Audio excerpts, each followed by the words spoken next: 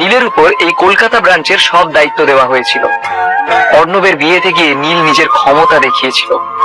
এই বিষয়টাই রায়চৌধুরী পরিবারের কেউ ভালো চোখে দেখেনি। টাকা দিয়েছে বলে নীল যা খুশি তাই করতে পারে না, এটাই মনে করে রায়চৌধুরী পরিবারের বাকি সদস্যরা। নীলের ব্যবহারে প্রচন্ড বিরক্ত হয়েছেন ওর ঠাকুরদা শশাঙ্ক রায়চৌধুরী। তাই নীলকে উচিত শিক্ষা দেওয়ার জন্য এসব প্ল্যানিং করেছেন, যাতে সবাই মিলে প্রমাণ করতে পারে যে নীল কোম্পানি চালাতে জানে না। ধীরেনের কথা শুনে আর কোনো উত্তর দিল না নীল, ফোনটা কেটে দিল। দুহাত দিয়ে মুখ ঢেকে কিছু একটা ভাবতে লাগলো সে। রাগে ওর মাথা ফেটে যাচ্ছিল। রায়চৌধুরী পরিবারের কাছে এত টাকা এলো কিভাবে? কয়েকদিন আগে পর্যন্ত তো পরিবারের সকলে নীলের পায়ে পড়েছিল। এত কম সময়ের মধ্যে হঠাৎ করে কি এমন হলো যে পুরো পরিবার এখন নীলের ক্ষতি করতে উঠে পড়ে লেগেছে? কিছুক্ষণ ভাবার পর কুশল, পৃথা, অর্জুন, নিখিল আর বাকিদের ফোন করলো নীল। 1 ঘন্টার মধ্যে ওরা সবাই নীলের অফিসে চলে এলো। নীলের কথা মতো নন্দিতা ওদেরকে কেবিনে পাঠিয়ে দিল। নীল, এসব কি হচ্ছে? রায়চৌধুরীরা নিজেদের অন্যান্য ব্রাঞ্চের ভ্যালু বাড়ানোর জন্য এসব করছে নাকি? কলকাতা ব্রাঞ্চ থেকে অন্য সব ব্রাঞ্চের ভ্যালু বেড়ে গেলে তো সবাই ওদিকেই যাবে। এই ব্রাঞ্চের থেকে বাইরের সব ক্লায়েন্ট নিজেদের শেয়ার তুলে নিচ্ছে। এভাবে চলতে থাকলে বাংলার ইকোনমিও ধসে যাবে। নীলের দিকে তাকিয়ে প্রশ্ন করলো পৃথা। রায়চৌধুরী পরিবারের অনেক ক্ষমতা, গোটা শহরের ইকোনমিকে ধুয়ে দিতে ওদের বেশি সময় লাগবে না। শুধু তোর নয়, সাথে বাংলার সমস্ত ব্যবসা জলে যাবে ভাই। সবার দিকে নজর ঘুরিয়ে বলল কুশল। এরা সকলে কলকাতা শহরের বড় বড় ইন্ডাস্ট্রিয়ালিস্ট, তাই শেয়ারস এর বিষয়টা ভালোভাবে বুঝতে পারছিল। কিন্তু ওরা এটা জানতো না যে রায়চৌধুরী পরিবার এসব কেন করছে। ঠিক সেই সময় অর্জুন নিজের চেয়ার থেকে উঠে নীলের দিকে তাকিয়ে বলল, নীল স্যার, ওরা কি আপনার ক্ষতি করার জন্যই এসব করছে? নিজের বাড়ির ছেলের ক্ষতি করার জন্য নিজেদের একখানা ব্রাঞ্চকে ডুবিয়ে দিচ্ছে এভাবে? এত নিচে নামতে পারলো ওরা? পরিবার নাকি শত্রু? এসব বিষয়ে আলোচনার সময় এটা নয়। মোদ্দা কথা হলো, রায়চৌধুরী পরিবার নিজের প্রথম চালটা চেলে ফেলেছে, গম্ভীর গলায় বলল নীল। নীলের কথা শুনে কুশল আর বাকি সবাই চমকে উঠল। ওরা এই শহরের নামকরা ব্যবসায়ীদের তালিকায় পড়ে। ওদের কাছে বেশ ভালো রিসোর্সেসও রয়েছে। ওরা মুম্বাই, দিল্লি সব জায়গায় কন্ট্যাক্ট করতে পারবে, কিন্তু রায়চৌধুরী পরিবারের মতো এত রিসোর্সেস নেই। নীলের কথা শুনে ওরা ভয় পেতে শুরু করলো, কারণ রায়চৌধুরী পরিবার আর যাই হোক খুবই পাওয়ারফুল, আর ওদের মোকাবিলা করা সত্যিই ভীষণ চ্যালেঞ্জিং। এতটা হতাশ হওয়ার প্রয়োজন নেই। আমরা সকলে মিলে হাতে হাত রেখে এই সমস্যার সমাধান করব।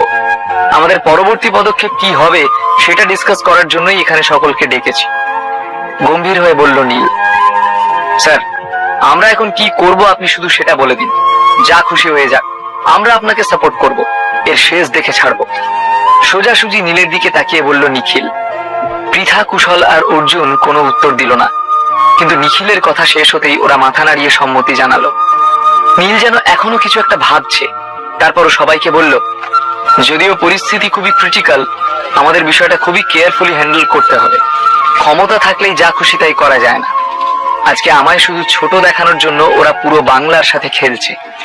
একটা ব্যবসার সাথে কত লোক যুক্ত থাকে, শুধু আমাদের নয়, কত ডিপার্টমেন্ট থাকে, কত মানুষের পেট চলে, এরাও মানুষ। কিন্তু রায়চৌধুরী পরিবার এটা বুঝতে পারছে না যে আমাদেরও ক্ষমতা থাকতে পারে, লোকবল থাকতে পারে। তাই সবার প্রথমে আমাদের মার্কেট স্টেবল করতে হবে। সবাই মন দিয়ে নীলের কথা শুনছিল। নীল আরো বলল, মার্কেট স্টেবিলাইজ হওয়ার পর আমরা নিজেদের কাজ শুরু করব। রায়চৌধুরী পরিবারকে দেখিয়ে দেব যে কত ধানে কত চাল। নীল একদম ঠিক কথা বলছে। এটা আমাদের কাছে একটা নতুন অপরচুনিটি। রায়চৌধুরী আর আমাদের মধ্যে কোনো খেলা হচ্ছে যেন। এই গেমে আমরা হেরে গেলাম, কিন্তু রায়চৌধুরী পরিবারকে আর উঠে দাঁড়াতে দেব না, দ্যাটস ফর শিওর। বেশ জোর দিয়ে বলল কুশল। 1 ঘন্টা পরে কলকাতা শহরে একটা শকিং ঘটনা ঘটলো। সবাই জানতে পারলো যে রায়চৌধুরী গ্রুপ ওদের অন্যান্য ব্রাঞ্চে অনেক টাকার ইনভেস্টমেন্ট করেছে। কলকাতার সমস্ত ব্যবসার দেশ বিদেশ মিলে অনেক ইনভেস্টর ছিল, কিন্তু এই ঘটনার পর এখানে ব্যবসাগুলোর শেয়ারের দাম কমতে থাকলো। সবাই কলকাতার বদলে বাইরে ইনভেস্ট করছে। কিন্তু তারপরই কুশল, পৃথা আর বাকি সবাই কলকাতা শহরের শেয়ার মার্কেটে কোটি কোটি টাকা লাগিয়ে দিল। একসঙ্গে সকলে ফান্ডস ইনভেস্ট করায় সবার মধ্যে একটা চাপা চিন্তা। নীল, কুশল আর বাকি সবাই মিলে শহরের শেয়ার মার্কেট বাঁচানোর পণ করে নিয়েছিল। কলকাতার মানুষজনের সাথে কোনো ভুল হতে দেবে না তারা। যেন তেন প্রকারেণ ওদের এই কাজ করতেই হবে। এদিকে সেন বাড়িতেও সবাই চিন্তায়। কল্যাণী সেন জিজ্ঞেস করলেন, আজ আমাদের স্টক কতটা পড়েছে? ঠাম্মা, আমাদের শেয়ার স্টক অনেকটা নিচে নেমে গিয়েছে। কল্যাণীকে উত্তর দিল ওর এক নাতি। এটা শোনার পরই সকলে চুপ করে গেল। আমাদের এখন কি করা উচিত তোমরা সকলে সাজেস্ট করো। এরকম ভাবে চলতে থাকলে সেন পরিবার সমস্যায় পড়ে যাবে।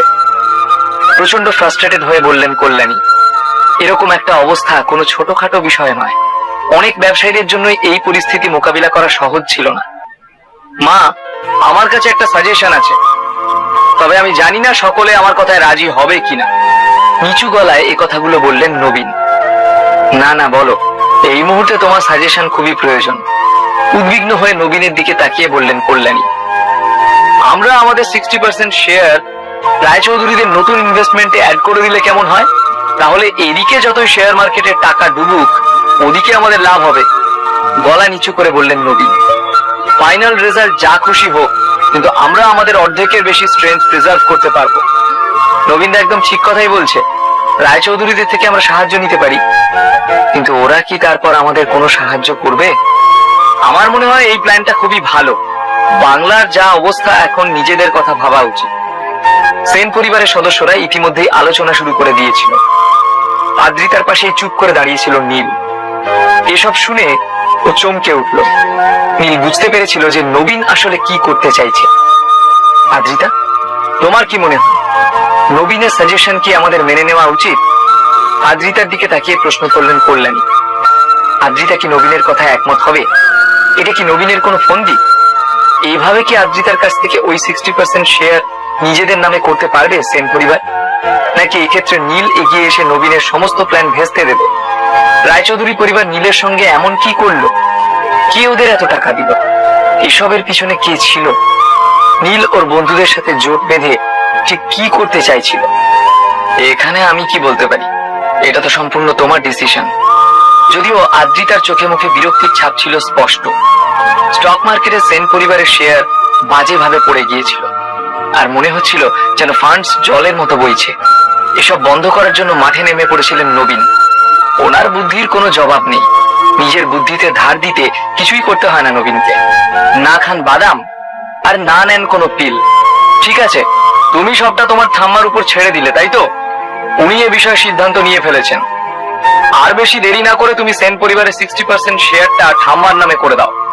আদ্রিতার দিকে তাকিয়ে বললেন নবীন। নবীনের কথা শুনে আদ্রিতার রিয়াক্ট করার আগেই নীল বলে উঠল, নবীন কাকা, কি বলতে চাইছো? এভাবে কাউকে জোর করতে পারো না তুমি। আদ্রিতার কাছে সেন পরিবারের 60% শেয়ারস আছে। এই বিপদের দিনে আদ্রিতা যদি শেয়ারস দিয়ে সাহায্য না করে, তাহলে কে করবে? গম্ভীর হয়ে নীলের দিকে তাকিয়ে বলে উঠলেন নবীন। আদ্রিতা নিজেকে সেন পরিবারের সদস্য বলে মনে করলে এই মুহূর্তে ওর সমস্ত শেয়ারস আমাদের দিয়ে দেওয়া উচিত। পরিবারের ভালোর জন্যই ওর কাছে চাওয়া হচ্ছে। হ্যাঁ, নবীন কাকা ঠিক কথা বলছে। যদিও ওই শেয়ারস আদ্রিতার নয়, সেন পরিবারের। রাহুল ওর নামে দিয়েছে বলে। এখানে তো আদ্রিতার সঙ্গে কথা বলা হচ্ছে। তুমি কথা বলছো কোন সাহসে? তুমি সেন পরিবারের সদস্য নও তো? তাহলে একদম চুপ করে থাকো। সেন পরিবারের সদস্যরা এক এক করে আদ্রিতা আর নীলের উপর ঝাঁপিয়ে পড়ল। সবাই চুপ, তর্কাতর্কি বন্ধ করো, চিৎকার করে বললেন কল্যাণী। তারপর মুখে একটা ফেক হাসি রেখে কল্যাণী বললেন, আদ্রিতা, এটা সেন পরিবারের ভবিষ্যতের ব্যাপার। দেখতেই তো পারছো বাজার দরের কি অবস্থা। তুমি একটা কাজ করো, তোমার কাছে যে শেয়ারস গুলো আছে সেগুলো আমাকে দিয়ে দাও। আর সব থেকে বড় বিষয় হলো, তুমি একজন মেয়ে। আমাদের বিজনেসের এত শেয়ারস রেখে তুমি করবেই বাকি? মানে এ আবার কিরকম কথা? মেয়ে তো কি হয়েছে? চিৎকার করে বলল